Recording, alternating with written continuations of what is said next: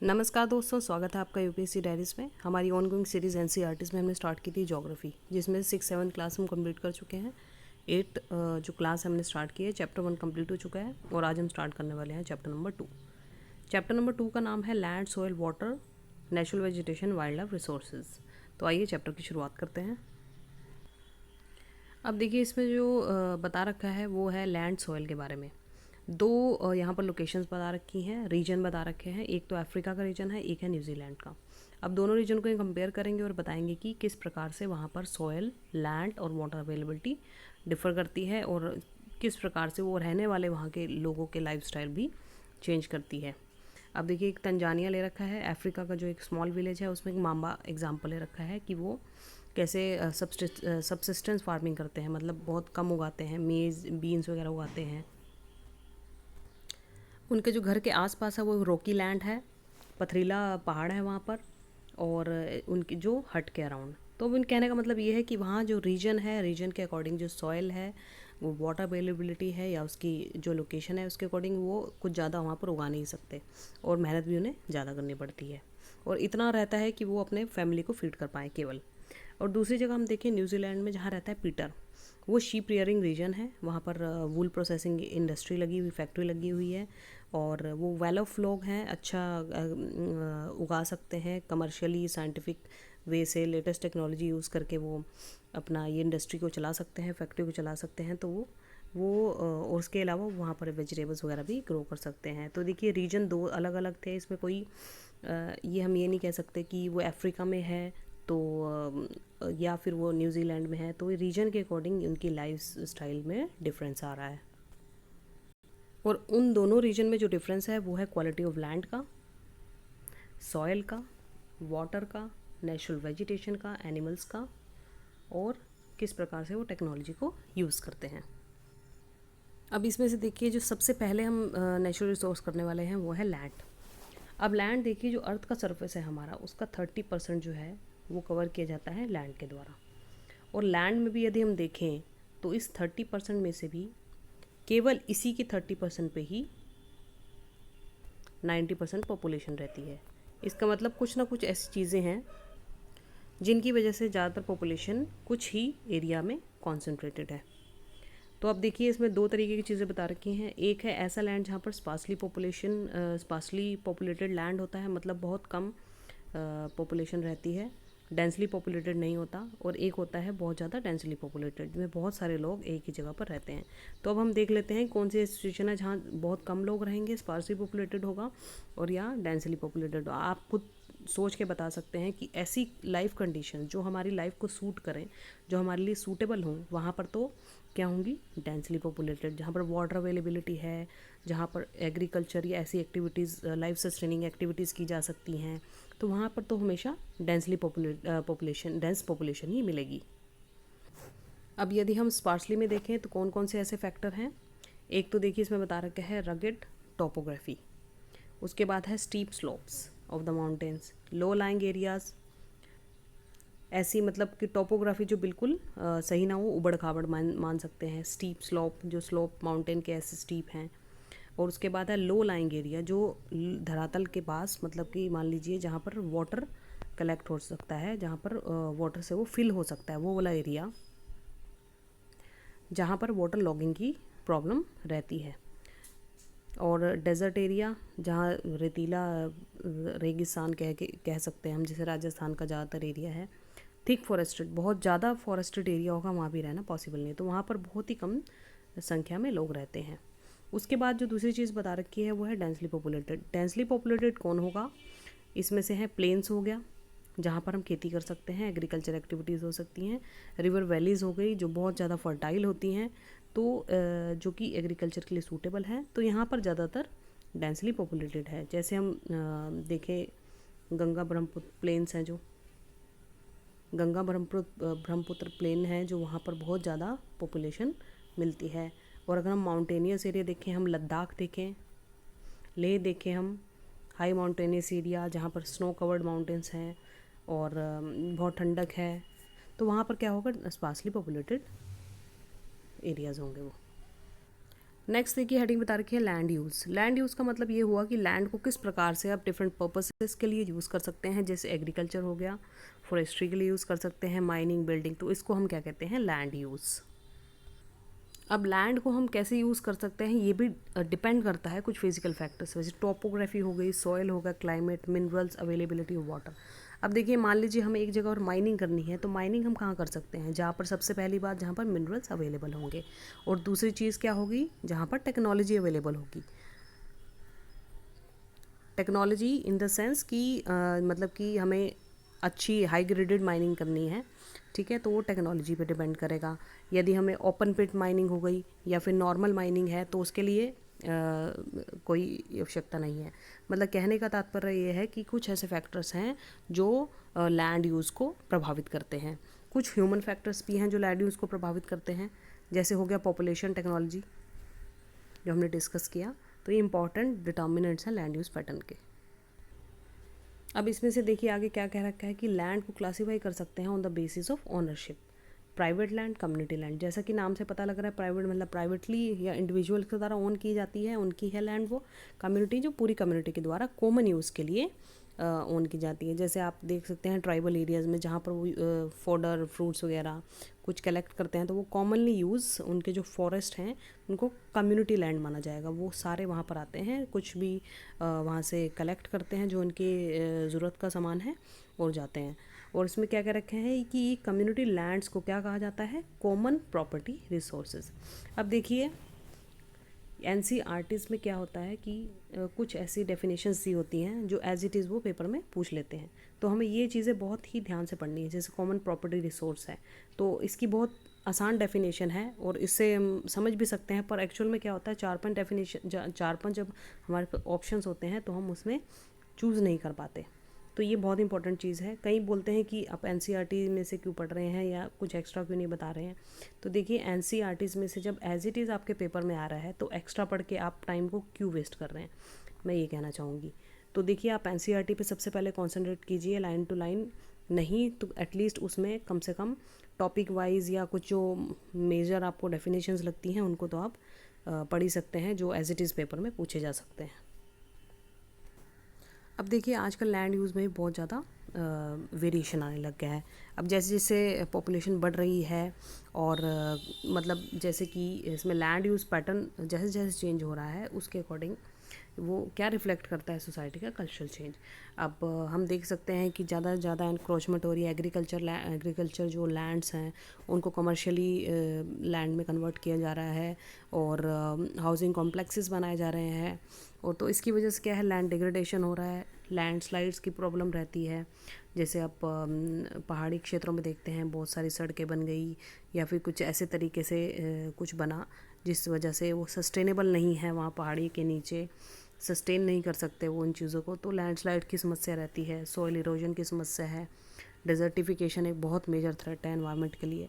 तो ये कह सकते हैं क्योंकि कंस्ट्रक्शन एक्टिविटीज़ या फिर एग्रीकल्चर एक्टिविटीज़ भी आप कह सकते हैं कि एक्टिविटीज़ का एक्सपेंशन हो रहा है। जब ब्राज़ील ही देख लो, ब्राज़ील जिसको लंग्स ऑफ द वर्ल्ड कहा जाता है, तो ब्राज़ील में क्या हुआ है कि वहाँ पर जितने भी अमेज़ोन पेड़ थे, अमेज़ोन फॉरेस्ट थे, उनको वहाँ से साफ़ किया जा रहा है और अपने एग्रीकल्चर के लिए इस्तेमाल किया जा रहा है, जो अलग प्लांटेशंस वगैरह होती हैं। तो ये चीज़ है जिस वजह से लैंड यूज़ में बहुत बदलाव आया है। अब देखिए यहाँ एक पिक्चर के माध्यम से बता रखा है कि किस प्रकार से लैंड यूज़ में ओवर द टाइम डिफरेंस आ रहा है। अब यहाँ देख सकते हैं एग्रीकल्चर एक्टिविटीज़ हो रही हैं, धीरे धीरे वहाँ टेक्नोलॉजी का विकास हुआ और वो ट्रैक्टर वगैरह यूज़ होने लगे, ट्रैक्टर ट्रॉलीज़। उसके बाद धीरे धीरे यहाँ पर हाउसेस बनने लगे और उसके बाद जैसे पॉपुलेशन बढ़ी तो मल्टीप्लेक्सेस और फ्लैट्स वगैरह की जो संरचना होने लगी है आजकल, तो उस वजह से ट्रैफिक वगैरह यहाँ शो कर रखा है। तो ये लैंड यूज़ में परिवर्तन हो रहा है। अब देखिए पॉपुलेशन के बढ़ने से साथ ही साथ जो large scale destruction of forest cover हो रहा है, एरेबल लैंड हो रहा है, उससे इस जो हमारा लैंड है उस नेचुरल रिसोर्स को बहुत ही ज़्यादा खतरा है। जो प्रेजेंट रेट ऑफ डिग्रेडेशन है लैंड का, उसको हमें चेक करना चाहिए, उस पर कुछ ना कुछ लगाम लगनी चाहिए। तो उसको हम कैसे कर सकते हैं कंजर्व। तो हम इस लैंड रिसोर्सेज को कंजर्व करने के कई मेथड हैं, जैसे एफॉरेस्टेशन है, पेड़ लगाना, लैंड रिक्लेमेशन, जो लैंड ख़राब हो गई है उसको कैसे रिक्लेम करें।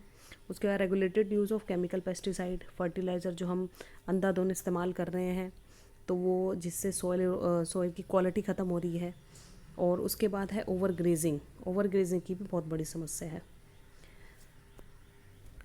नेक्स्ट जो रिसोर्स की बात की जा रही है इसमें वो है सॉइल। सॉइल है क्या, जो अर्थ के सरफेस के ऊपर एक thin layer of granny substance है, जो नॉर्मली सब जानते ही हैं, तो उसको सॉइल कहा जाता है कि क्लोजली लिंक्ड होती है लैंड से। अब देखिए इसमें एक चीज़ है, लैंड फॉर्म कैसी होगी उससे पता लगेगा कि सॉइल कैसी होगी, किस प्रकार की लैंड है। माउंटेनियस लैंड है तो वहाँ पर सॉइल अलग होगी। आप वैली की लैंड देखेंगे, वैली की सॉइल देखेंगे तो अलग होगी। नदियों के साइड्स पे जो हमें सॉइल मिलेगी वो अलग होगी, फर्टाइल होगी, एलुवियल सॉइल होगी। जो डेजर्ट एरिया में सॉइल मिलेगी तो डेजर्ट सॉइल होगी। तो अलग अलग एरिया में region wise type of the soil different होगी। अब जो सॉइल होती है वो किससे मिल के किस से मिल के बनी होती है। एक ऑर्गेनिक मैटर होता है, ठीक है, एक मिनरल्स, वेदर्ड रॉक्स, मतलब इन चीज़ों से मिलकर ये सॉइल बनती है। और ये सॉइल बनने का एक प्रोसेस होता है, उसे कहा जाता है वेदरिंग। अगर राइट मिक्स ऑफ मिनरल्स हो और ऑर्गेनिक मैटर हो तो सॉइल हमारी फर्टाइल होगी। अब देखिए वेदरिंग का एक डेफिनेशन बता रखा है। वेदरिंग होती क्या है। वेदरिंग होती है रॉक्स हैं, जैसे बड़े बड़े पथरीले पहाड़ पठार टाइप हैं, रॉक्स हैं, तो उसमें क्या होगा, डिके होगा इनका। कैसे, हाई टेम्परेचर हो गया, फ्रॉस्ट की कंडीशन होगी, ज़्यादा बर्फीली हो गया, उसके बाद प्लांट्स हो गए, ऑर्गेनिक फैक्टर हो गए, एनिमल्स हो गए, ह्यूमन एक्टिविटी हो गई, तो उससे धीरे धीरे डिके होती जाती है। डिके होने से उसके ग्रेन्यूल्स बनते जाते हैं, ग्रेन्स बनते हैं, फाइन ग्रेन्स बनते हैं, उससे ही हमारे सॉइल का निर्माण होता है। तो ये प्रोसेस का भी पूछ लेते हैं कि वेदरिंग प्रोसेस क्या होता है। तो इस डेफिनेशन को यदि आप एज इट इज़ याद कर लें कि ब्रेकिंग अप और decay of expose rocks by temperature, Frost action, plants, animal and human activity, तो इसके द्वारा जो भी बनेगी हमारी सॉइल होगी। अब देखिए इसमें बता रखा है लैंडस्लाइड्स क्या होती हैं। लैंडस्लाइड्स क्या होती हैं, mass movement of rock, debris and earth. जो ऊपर से बहुत ज़्यादा मटेरियल निकलता है, जैसे पहाड़ देख लें हम, तो वहाँ से मिट्टी हो गई, रॉक हो गए, पत्थर हो गए, तो जितने भी सब्सटेंसेस हैं वो एज इट इज़ पूरी की पूरी लेयर को डिस्प्लेस करके नीचे लेकर आते हैं, तो इसको हम कहेंगे लैंडस्लाइड। तो ये कहाँ पर होती हैं या अक्सर कैसे होती हैं, इन कंजंक्शन विद, जैसे अर्थक्वेक आ गया, फ्लड्स आ गए, बाढ़ आ गई, वोल्केनिक इरप्शन हो गया, तो उससे बहुत ही ज़्यादा मूवमेंट होती है अर्थ के सरफेस पे, अर्थ के इनर पार्ट में भी होती है। तो उस वजह से ऊपर की लेयर अगर वो कमज़ोर है, इतनी ज़्यादा उसको कंटेन नहीं कर सकती, तो वो पूरी की पूरी लेयर, जैसे ये पहाड़ है तो ये पूरी की पूरी लेयर एज इट इज़ नीचे की साइड चली जाएगी, स्लाइड हो जाएगी। और कभी कभी क्या होता है कि बहुत ज़्यादा जब बारिश होती है, रेनफॉल बहुत ज़्यादा होती है, तो उस वजह से भी ये समस्या पैदा हो सकती है हैवी लैंडस्लाइड की।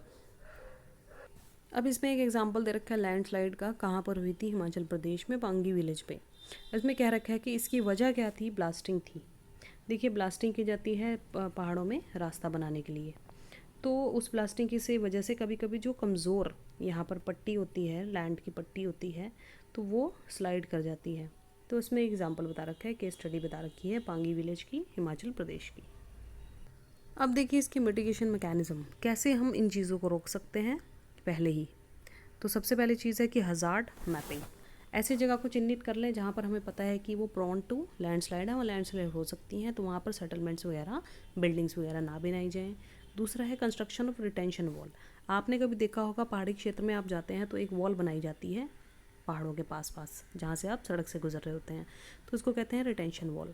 ये भी कुछ हद तक इन लैंडस्लाइड्स को वहीं पर ही सीमित कर देती है। यदि देखिए ओपन रहेगा यहाँ पर, तो कुछ ना कुछ मिट्टी हमेशा यहाँ पर रोड पर आती रहेगी और धीरे धीरे उसका मतलब एरिया यहाँ पर बढ़ता जाएगा, और हो सकता है आने वाले टाइम में कुछ बारिश हो, कुछ हो, तो पूरे का पूरा यहाँ पर पूरे का पूरा मिट्टी, रेत, जो भी यहाँ पर रॉक है एज इट इज़, वो यहाँ पर आ जाए, सॉइल। उसके बाद है increase in vegetation cover. Vegetation बढ़ा के भी हम, क्योंकि जड़ें जो होती हैं वो पकड़ के रखती हैं मिट्टी को, तो वो लैंडस्लाइड को रोक सकती हैं कुछ हद तक। उसके बाद है सरफेस ड्रेनेज को कंट्रोल वर्क्स। ड्रेनेज का यदि हम काम कर लें, मान लीजिए बारिश ज़्यादा आई है और पानी बहुत ज़्यादा है ऊपर, तो इसको यदि हम इस कंट्रोल मैकेनिज़्म में यहाँ पर कुछ वाटर वर्क करें कि जिससे वाटर पर्क्यूलेट हो जाए अंदर, और कोई ऐसा सिस्टम बना लें, तो उससे क्या होगा कि यहाँ पर ऊपर ज़्यादा वाटर रिटेन नहीं होगा और वो मिट्टी को ऐसा गुदगुदा नहीं करेगा कि वो लैंड को स्लाइड करवा दे। अब इसमें सॉइल प्रोफाइल के बारे में बता रखा है। टॉप सॉइल है, सब सॉइल है, वेदर रॉक मटेरियल है और पेरेंट रॉक है। आप अगर खुद से भी सोचे, जैसे रॉक से बन रही है कोई चीज़, तो वो स्टेज वाइज होगी। रॉक से थोड़ी सी हल्के हल्के यहाँ पर बनने शुरू होंगे, हल्की हल्की वेदर रॉक होगी घिसी हुई। उसके बाद सब सॉइल आएगी और ऊपर जब प्लांट्स वगैरह हो जाएंगे जिस सरफेस पे, तो वो टॉप सॉइल बन जाएगी। इसमें ऑर्गेनिक मैटर बहुत अच्छा होता है टॉप सॉइल में।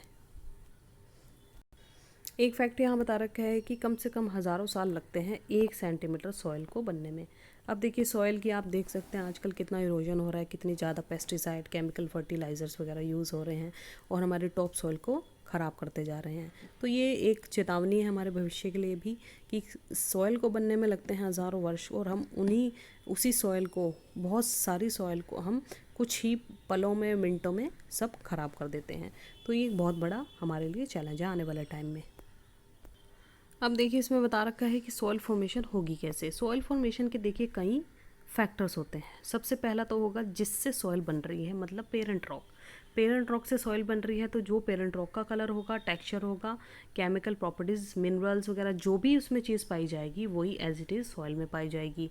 उसके बाद क्या होता है, रिलीफ फीचर्स, कहाँ पर सॉइल बन रही है, उसका ऑल्टीट्यूड क्या है, स्लोप क्या है, तो ये फैक्टर करेगा कि कैसे एक्यूमुलेट हो रही है सॉइल और कैसे उसका स्ट्रक्चर है। उसके बाद है फ्लोरा फौना, माइक्रो ऑर्गेनिज्म, किस प्रकार के वहाँ माइक्रो ऑर्गेनिजम्स हैं, कैसे वो ह्यूमस की फॉर्मेशन कर रहे हैं। ह्यूमस मतलब कुछ जैसे माइक्रो ऑर्गेनिजम्स उसमें रहेंगे तो कुछ ना कुछ उसमें नमी पैदा करेंगे और सॉइल में कुछ ना कुछ रिएक्शन करते हैं। वो एक एसिड प्रोड्यूस होता है, ह्यूमिक एसिड कहते हैं उसको।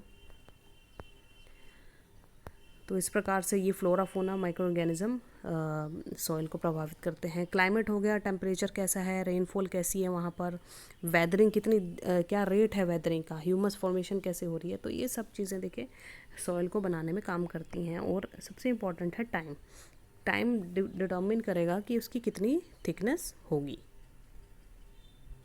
अब हमें पता है कि सॉइल जो है उसकी डिग्रेडेशन तो हो ही रहा है, तो हम कैसे कंजर्व कर सकते हैं। डिग्रेडेशन किस वजह से हो रहा है, जैसे हमने पहले भी डिस्कस किया, डिफॉरेस्ट्रेशन की वजह से, ओवर ग्रेजिंग होगी, केमिकल फर्टिलाइज़र पेस्टिसाइड के यूज़ ज़्यादा होने की वजह से, रेन वॉश होने की वजह से अपर जो टॉप सॉइल है वो वॉश होकर चली जाती है, पानी बह जाता है रिवर्स में, और लैंड स्लाइड्स की वजह से, फ्लड्स। तो ये सारे ऐसे फैक्टर्स हैं जिसकी वजह से हमारी सॉइल जो है डिग्रेड हो रही है। ये जो फैक्टर हैं ये ह्यूमन फैक्टर भी हो सकते हैं और ये नेचुरल फैक्टर भी हो सकते हैं। ज़्यादातर तो आजकल हम कहेंगे तो ह्यूमन की इंटरफेरेंस बढ़ रही है, तो ह्यूमन ही ज़्यादातर जिम्मेदार है सॉइल को डिग्रेड करने में। तो अब इसमें बता रखा है कि सॉइल को कंजर्व करना हो तो किन मेथड से हम सॉइल को कंजर्व कर सकते हैं। अब कंजर्वेशन के मेथड्स क्या बता रहे हैं। सबसे पहले हम मल्चिंग। मल्चिंग में क्या करते हैं, कुछ पत्ते वगैरह हो गए, स्ट्रॉ वगैरह के, सूखी झाड़ियाँ हो गई, वो क्या करेंगे लैंड के ऊपर हम बिखेर देंगे। उससे क्या होगा कि जो अंदर यहाँ सॉइल में मॉइस्चर है हमारे पास वो कंजर्व रहेगा और सन रेज से या वैसे किसी अन्य कारण से वो वाष्पित नहीं होगा और वो सॉइल मॉइस्चर लूज़ नहीं होगा। सॉइल मॉइस्चर भी एक बहुत अच्छी चीज़ है सॉइल को फर्टाइल रखने में, उसको कंजर्व करने में, क्योंकि सूखी जो रेत होती है वो जल्दी उड़ जाती है, उससे डिग्रेड होता है, जैसे आप डेजर्ट एरिया में देख सकते हैं। नेक्स्ट है कंटूर बैरियर्स। कंटूर बैरियर्स में क्या करते हैं, जो कंटूर्स होते हैं ऊंचाई के, उसके आगे क्या मिट्टी वगैरह रख देते हैं, सॉइल स्टोन रख देते हैं, ग्रास, ठीक है, सॉइल यूज़ करते हैं, क्या करते हैं उसको बैरियर बनाते हैं अलोंग द कंटूर। कंटूर्स के कंटूर ऊबड़ खाबड़ चीज़ें होती हैं, जैसे ये ऊपर फिर नीचे, यहाँ होती है ट्रेंच, और सामने बना देते हैं ये ट्रेंच। उसमें क्या होगा कि मान लीजिए पानी का फ्लो आता भी है तो वो ट्रेंचेस में कलेक्ट हो जाएगा। ट्रेंचेस में कलेक्ट होगा तो वाटर अपने साथ सॉइल को बहाकर नहीं ले जाएगा। उसके बाद है रॉक डैम।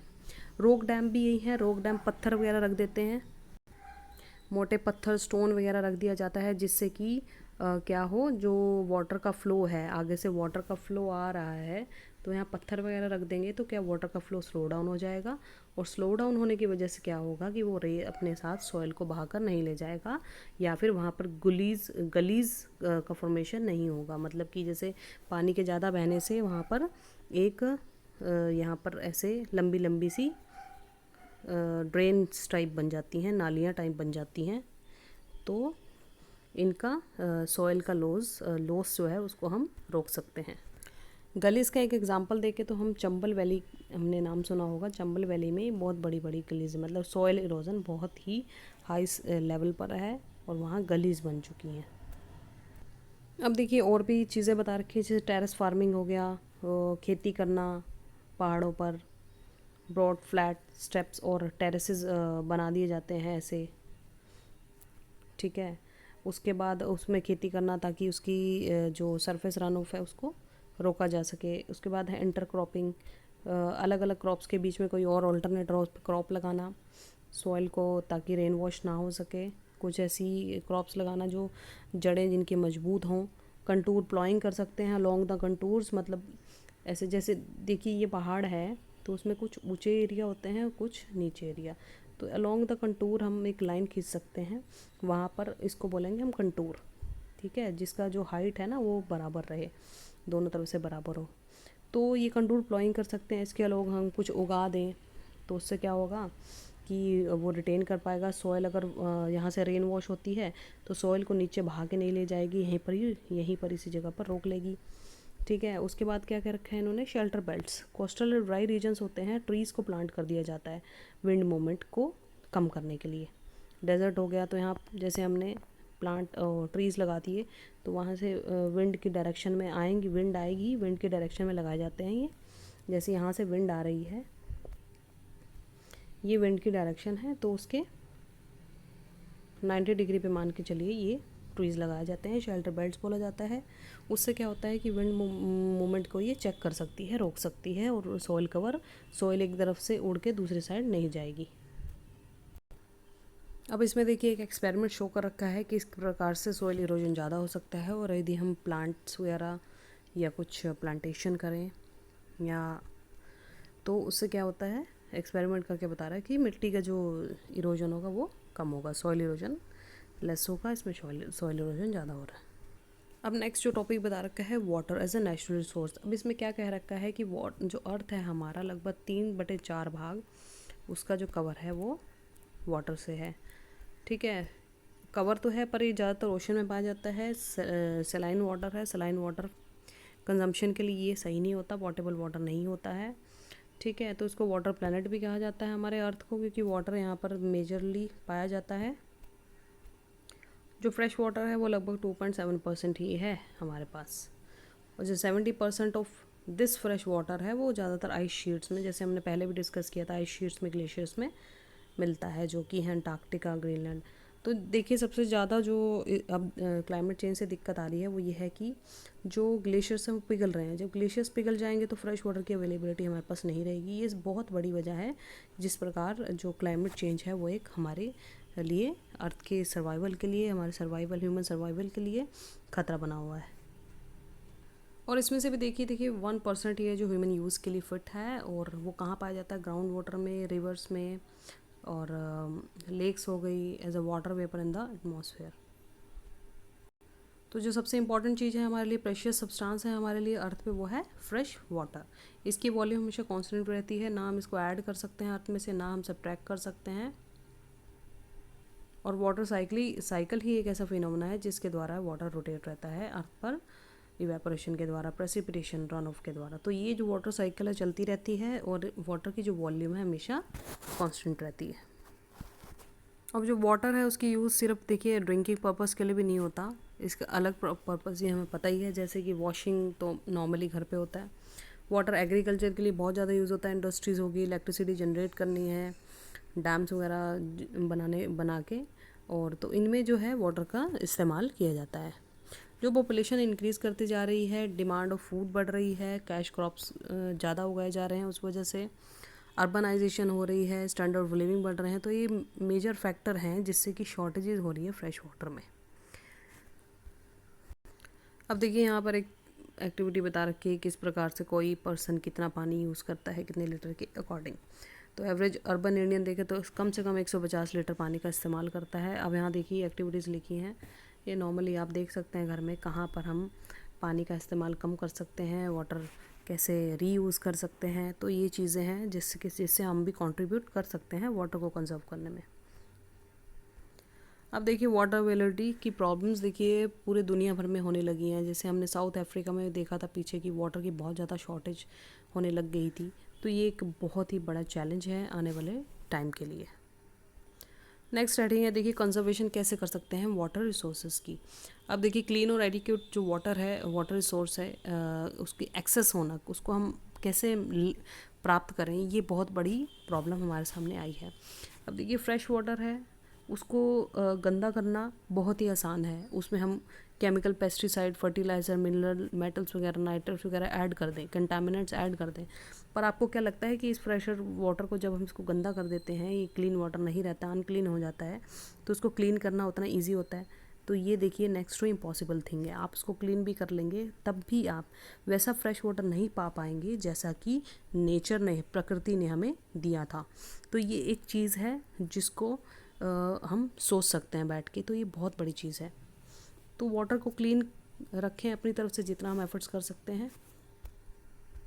तो इसीलिए आजकल देखिए ऑर्गेनिक फार्मिंग की बात की जाती है, पेस्टिसाइड, केमिकल फर्टिलाइज़र्स कम यूज़ करने की, या जहाँ पर इस्तेमाल ना किए जाने की ज़रूरत हो वहाँ ना करें, तो इसकी बात की जाती है। तो इस तरीके से हम थोड़ा बहुत कंट्रीब्यूट कर सकते हैं जिससे कि जो फ्रेश वाटर है वो ख़राब ना हो। एक मेथड इसमें बता रखा है कि जैसे वाटर हार्वेस्टिंग में पता ही है, सरफेस जो रन ऑफ को रोकने के लिए उसको कैसे हम अपने पास स्टोर करके रख सकते हैं। रेन वाटर हार्वेस्टिंग होता है, कैसे रेन वाटर को हम रोक के रख सकते हैं। तो ये एक है चीज़ वाटर हार्वेस्टिंग, वाटर को कैसे कंजर्व करें। कैनाल्स वगैरह जो यूज़ होते हैं उनको हम क्या कर सकते हैं, प्रॉपरली लाइन कर सकते हैं, ठीक है, जिससे कि इनके जो वाटर लॉस हो रहा है आसपास के एरियाज़ में वो कम से कम हो। या फिर आजकल जैसे एक चीज़ चली थी कि जो कैनाल्स वगैरह हैं उनको ऊपर से कवर कर देते थे यहाँ पूरा। तो यहाँ पर सोलर पैनल्स लगा दिए जाते थे, तो उससे डबल काम ये होता था कि एक तो ये कवर हो जाते थे कि वाटर जो है वेपराइज नहीं होता है, जैसे गुजरात में इसका एक्सपेरिमेंट किया गया था। और दूसरा ये है कि सोलर जो पैनल लगे हैं उससे इलेक्ट्रिसिटी प्रोड्यूस होती है। तो अब देखते हैं ये कहाँ तक कामयाब होता है, पर ये देखिए मेथड बहुत ही अच्छा है। उसके बाद है जैसे हम माइक्रो इरिगेशन की बात करते हैं, स्प्रिंकलर इरिगेशन।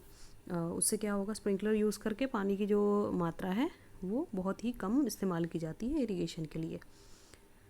ड्रिप इरिगेशन हो गया, जो ड्रिप वाइज प्लांट्स के रूट्स के पास ड्रिप वाइज यहाँ पर पानी गिरता रहता है। तो ये भी एक अच्छा मेथड है वाटर लॉस को रोकने का।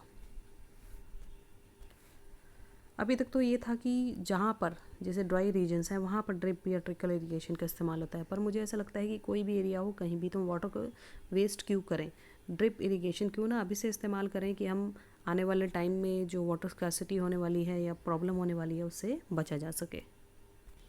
नेक्स्ट टॉपिक है देखिए नेचुरल वेजिटेशन और वाइल्ड लाइफ। जैसे कि हमने पिछली क्लासेस में पढ़ा था बायोस्फीयर के बारे में। बायोस्फीयर क्या होता है, एक बहुत ही नैरो जोन होता है जहाँ पर लिथोस्फीयर मतलब लैंड, उसके बाद हाइड्रोस्फीयर वाटर और एटमॉस्फेयर तीनों एक जगह जहाँ मिलते हैं उसको हम कहते हैं बायोस्फीयर। ये बायोस्फीयर एक ऐसी जगह होती है जहाँ पर लाइफ के एग्जिस्ट करने की पॉसिबिलिटीज़ बहुत ही ज़्यादा होती हैं।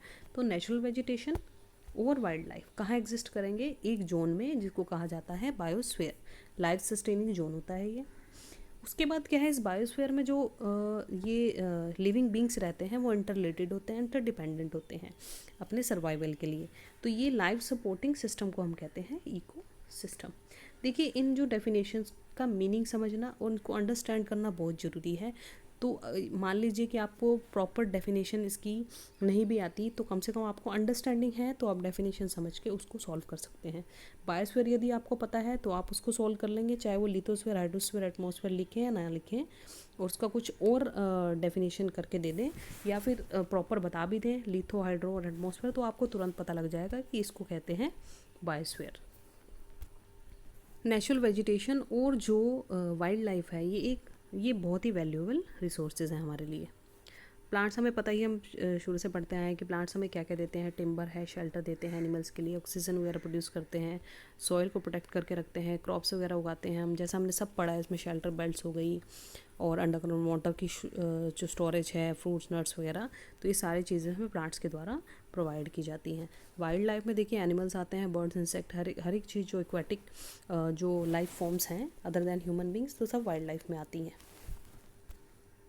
देखिए एनिमल से भी हमें बहुत चीज़ें मिलती हैं। मिल्क हो गया, मीट हो गया, हाइड्स हो गए, वूल हो गया, इंसेक्ट्स जैसे बीज हो गए तो उन्हें हनी मिलेगा, उनसे हमें पॉलिनेशन में हमारी हेल्प करते हैं। डीकम्पोजर्स की तरह ये रोल अपना प्ले करते हैं इकोसिस्टम में। तो ये सारी चीज़ें बहुत इंपॉर्टेंट हैं। उसके बाद है बर्ड्स। जैसे हाँ, जैसे बता रखा है कि बर्ड फीड करती हैं इंसेक्ट्स पे, और ये जो है एज अ डीकम्पोजर भी मतलब अपना रोल एक्ट प्ले करती हैं। वल्चर्स हमें पता ही है, डेड लाइफ स्टॉक्स पे एज अ स्क्वेंजर की तरह, ये क्लिंजर ऑफ द एनवायरनमेंट भी इनको बोला जाता है। तो वल्चर्स को देखिए, प्रोजेक्ट वल्चर भी चलाया गया था इसी वजह से, क्योंकि प्रोजेक्ट वल्चर्स जो थी हमारे यहाँ पर इंडिया में, एंटीबायोटिक जो डाइक्लोफेनेक है उसके यूज़ करने की वजह से बहुत ज़्यादा कम हो गई थी उनकी पॉपुलेशन, तो इसलिए प्रोजेक्ट वल्चर चलाया गया था। प्रोजेक्ट वल्चर चलाने का मेन मकसद यही था, वल्चर्स को बचाना, क्योंकि वल्चर जो हैं हमारे एनवायरनमेंट को क्लीन रखती हैं, और जितने भी टॉक्सिक पैदा होते हैं एनिमल्स के मरने से, तो उनको ये क्लीन करती हैं एनवायरनमेंट से। तो ये बहुत ही इंटीग्रल पार्ट है हमारे इकोसिस्टम के। अब देखिए बता रखा है distribution of natural vegetation. Natural vegetation किस पर डिपेंड करेगी? सबसे पहला टेम्परेचर कैसा है वहाँ का, मॉइस्चर कैसा है। अब एक चीज़ में बता रखी है कि सबसे पहले देखिए वेजिटेशन के टाइप्स, फॉरेस्ट होगी, ग्रासलैंड हो गया, स्क्रब्स हो गया, टूंड्रा। तो ये किस पर डिपेंड करेगा कि वहाँ की टेम्परेचर की कंडीशंस कैसी हैं, वहाँ मॉइस्चर कैसा है, वाटर की अवेलेबिलिटी कैसी है, उस प्रकार से ही ट्रीज़ ग्रो करेंगे या श्रब्स ग्रो करेंगे, या उसके अकॉर्डिंग ही वेजिटेशन ग्रो करेगी। ऐसे एरिया जहाँ पर बहुत सारा पानी है, हाई रेनफॉल है, तो बड़े बड़े ट्रीज़ होंगे। जैसे इक्वेटर वाला एरिया, इक्वेटर में देखिए रेनफॉल बहुत होती है, तो वहाँ घने वृक्ष पाए जाते हैं, बहुत ही बड़े बड़े वृक्ष पाए जाते हैं, ट्रीज़ पाए जाते हैं। फॉरेस्ट बहुत ज़्यादा डेंस फॉरेस्ट होते हैं, उनकी कैनोपी इतनी होती है कि जो सन की रेज़ हैं वो इसको यहाँ से पार होके ग्राउंड तक, मतलब ग्राउंड पे हमेशा अंधेरा रहेगा। जैसे आपने हॉलीवुड मूवीज़ भी देखी होंगी कि वो जा रहे हैं अमेज़ॉन फॉरेस्ट में जा रहे हैं, ठीक है, तो वो वाले फॉरेस्ट में क्या है, अंधेरा ही अंधेरा है, ऊपर से कोई सन रेज़ नहीं आ रही, नीचे ह्यूमस है, ह्यूमिडिटी है, ठीक है। तो हाई रेनफॉल वाले एरिया में क्या होगा, ह्यूज ट्रीज़ होंगे। उसके बाद फॉरेस्ट बहुत सारे होंगे, अबंडेंट वाटर सप्लाई में बहुत फॉरेस्ट होंगे। उसके बाद क्या है, जैसे जैसे मॉइस्चर डिक्रीज़ होता जाता है, साइज़ ऑफ द ट्री भी डिक्रीज़ हो जाता है, और उसकी डेंसिटी भी रिड्यूस होती है। तो वाटर पर डिपेंड करता है कि ज़्यादा वाटर, अच्छा अबंडेंस वाटर, तो ट्रीज़ की ग्रोथ बहुत ज़्यादा, फिर नहीं तो क्या होगा, ट्रीज़ की ग्रोथ स्टंटेड ग्रोथ, छोटे ट्री बनने लगेंगे, श्रब्स होंगे, ग्रासेस ग्रो होने लगेंगी। जहाँ पर बहुत कम वाटर है, बहुत ही मॉइस्चर कम है, तो वहाँ पर ग्रासलैंड्स वगैरह होंगे। मॉडरेट रेनफॉल वाले एरियाज़ में ग्रासलैंड होंगे, जैसे प्रेरीज हो गया। थॉर्नी श्रब्स वगैरह हैं या फिर स्क्रब्स हैं, वो कहाँ करेंगे ग्रो, लो रेनफॉल वाले एरियाज़ में। और उसके अकॉर्डिंग यहाँ वेजिटेशन की अडेप्टेशन भी होगी। जैसे कि मान लीजिए उनकी जो रूट्स होंगी वो डीप होंगी, थॉर्नी लीव्स होंगे उनके, ताकि वाटर का लॉस कम हो, वैक्सी सरफेस होगा, वाटर इवेपोरेशन कम हो, loss of the moisture transpiration के द्वारा, जैसे ट्रांसपीरेशन होती है प्लांट्स में, वाटर का लॉस होता है, मॉइस्चर बाहर जाता है, तो वो कम से कम हो। Tundra vegetation of the cold polar region, इसमें मोसिस होते हैं, लाइकन्स होते हैं, जो बिल्कुल ऊपर पाई जाती है पोलर्स के पास, पोल के पास। तो वहाँ पर क्या होगा, सिर्फ लाइकन्स वगैरह पाए जाएंगे, कोई ज़्यादा वेजिटेशन नहीं होगी, वहाँ पर कोल्ड एरियाज़ हैं इस वजह से। अब हमें पता ही है कि फॉरेस्ट जो है बहुत ज़्यादा काटे जा रहे हैं। जैसे हमने बात की थी, अमेज़ॉन फॉरेस्ट है, बहुत ज़्यादा कटता जा रहा है, उसको एग्रीकल्चर के पर्पज़ के लिए इस्तेमाल किया जा रहा है। तो देखिए देयर इज़ अर्जेंट नीड, बहुत ही अर्जेंट नीड है कि हम कंजर्व करें इस वैल्यूएबल रिसोर्स को।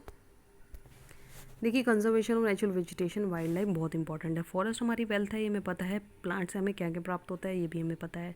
और देखिए इनकी जो इंटरडिपेंडेंस है, उसी की वजह से हमारा इकोसिस्टम जो है सर्वाइव भी कर रहा है, इकोसिस्टम यहाँ पर है। और यदि डिफॉरेस्टेशन हो जाए, मतलब ये सारी चीज़ें जो भी हैं, deforestation, soil erosion, construction activity, जो जितनी भी ये नेगेटिव चीज़ें हैं, नेगेटिव चीज़ें जो भी होंगी एनवायरनमेंट के लिए भी नुकसानदायक होंगी, हमारी प्रकृति के लिए, क्लाइमेट के लिए सही नहीं होंगी। तो इन चीज़ों को हमें रोकना है, और इन चीज़ों को रोकना है, और हमें नेचुरल वेजिटेशन को कंजर्व करना है। अब देखिए इसमें बहुत थोड़ा सा बता रखा है कि natural parks, wild life sanctuary, biosphere reserves वगैरह बनाए गए हैं नेचुरल वेजिटेशन वाइल्ड लाइफ को कंजर्व करने के लिए।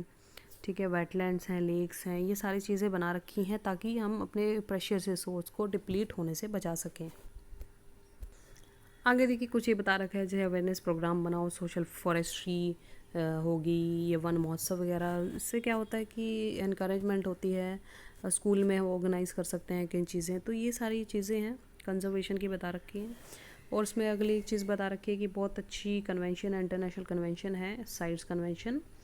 ठीक है, उसके द्वारा क्या है कि ये इस्टेब्लिश की गई थी। वो जो लिस्ट करती है बहुत सारी स्पीशीज़ ऑफ एनिमल्स को, बर्ड्स को, जिनके ट्रेड को रोका जा सके, मतलब ट्रेड को प्रोहिबिट किया जा सके और उनको कंजर्व किया जा सके। सेवरल स्पीशीज़ ऑफ क्या, एनिमल्स एंड बर्ड्स। तो ये चीज़ इंपॉर्टेंट याद करने वाली है। Conservation of plants and animals, ये हमारी एथिकल ड्यूटी है एवरी सिटीज़न की। अब देखिए उसने साइट्स की फुल फॉर्म बता रखी है, convention on international trade in endangered species of fauna and fauna.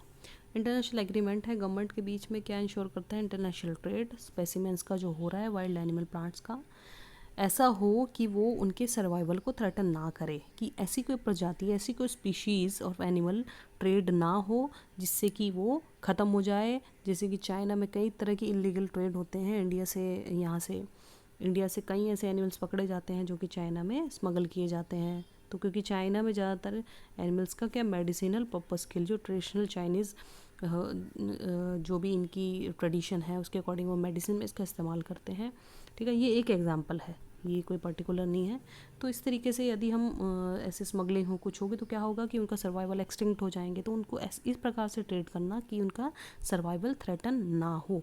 तो इसके लिए संस्था बनाई गई है, ये कन्वेंशन बनाई गई है, वह है साइट्स। इंडिया इसका मेंबर है।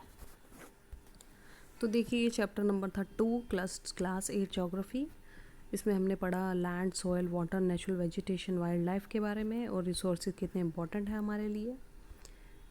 डू यू नो में हम पढ़ ही चुके हैं। जैसे वल्चर्स के बारे में हमने डिस्कस कर लिया था, डाइक्लोफेनेक से दिक्कत हो रही थी उनको। और उसके बाद क्या है, रेन वाटर हार्वेस्टिंग बता रखा है, किस प्रकार से हम कलेक्ट कर सकते हैं रेन वाटर को रूफ टॉप से, और उसको एक अप्रोप्रिएट लोकेशन की तरह डायरेक्ट करके हम उसको स्टोर कर सकते हैं फ्यूचर यूज़ के लिए। इसमें एक चीज़ बता रखी है, वैसे ही नॉलेज पर्पज़ के लिए, कि ऑन एन एवरेज क्या होता है, 1 स्पेल ऑफ रेन जो होती है 2 आवर्स के लिए अगर हो, तो वो कम से कम कितना वाटर सेव कर सकते हैं हम, 8000 लीटर। तो ये एक बहुत बड़ी फिगर है। अगर हम छोटी छोटी चीज़ों की तरफ ध्यान दें, छोटे छोटे एफर्ट्स करें, तो हम बहुत बड़ा काम कर सकते हैं। अब देखिए वाटर स्कार्सिटी की प्रॉब्लम के लिए एक इन्होंने ये बता रखा है कि अमरेली सिटी है सौराष्ट्र गुजरात में, वहाँ पर क्या है, पॉपुलेशन क्या है, लगभग 1.25 लाख्स है, और वो कम्प्लीटली डिपेंडेंट है किस लिए, वाटर को परचेज करने के लिए नियर बाय तालुका से। इसका मतलब कि वहाँ पर पीने का पानी अवेलेबल नहीं है और उन्हें पानी को ख़रीदना पड़ता है आसपास के तालुका से। अच्छा, एक और चीज़ में बता रखी है, देखिए छोटी छोटी चीज़ें होती हैं, नॉलेज पर्पज़ के लिए सही हैं। 1975 में consumption of the water for human use was इतना क्यूसेक 3850, ठीक है, क्यूसेक किलोमीटर पर ईयर। और अब ये कितना बढ़ चुका है, 6000 क्यूसेक किलोमीटर पर ईयर। तो ये जो फिगर है ये बताती है कि किस प्रकार से वाटर की जो डिमांड है दिन ब दिन बढ़ती जा रही है। अब देखिए पानी जो टपकता रहता है टैप से, घरों में भी टपकता है, तो कम से कम कितना वेस्ट करता है पानी, वो 1200 लीटर्स एक साल में। तो इसको हम देखिए, ये चीज़ हमारे हाथ में है, हम इसको सेव कर सकते हैं, कंजर्व कर सकते हैं, वाटर को, अपने नेचुरल रिसोर्स को बचा के रख सकते हैं। तो ये था हमारा चैप्टर नंबर 2। यदि आपको चैप्टर अच्छा लगा हो तो लाइक कीजिए, सब्सक्राइब कीजिए हमारा चैनल, और कोई सुझाव हो तो कमेंट बॉक्स में बताइए। तो मिलते हैं अगले लेक्चर के साथ, तब तक के लिए धन्यवाद।